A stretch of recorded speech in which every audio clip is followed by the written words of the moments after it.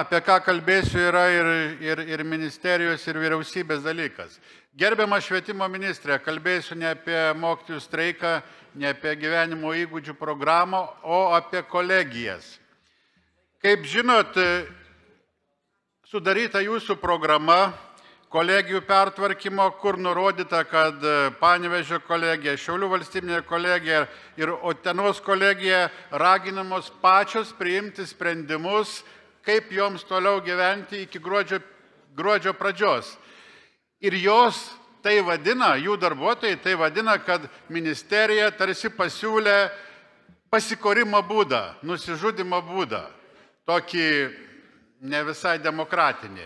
Ar jūsų nuomonė, ministrė, nepasikeitė situacija po šių metų prieimimo, kai į kolegijas padidėjo prieimimas, pavyzdžiui, Šiaulių valstybinė kolegija 25% daugiau, vadinasi, padaugėjo skaičių studijuojančių, tai ar nepasikeitė požiūris ir kam ta antiregioninė politika, kam jungt Uteną kokią su Šiauliais, su Šiaulių kolegija. Nieks nemato priežasčių, kai kolegija valstybinė turi per 1000 studentų ir puikiai dirba. Ar nepasikeitė jūsų požiūris?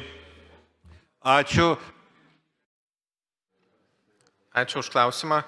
Tai iš tikrųjų, analizuojant priėmimo duomenis, galime matyti, kad visos kolegijos jūsų įvardintos nesilaikė minimalių reikalavimų studentams, kurie susimoka patys už studijas. Vertinant priimtuosius, kurie tenkina minimalius reikalavimus, matytume, kad kai kuriuose kolegijose lieka, pavyzdžiui, po 2 programas, kurios yra slauga ir ikimokyklinis priešmokyklinis ugdymas.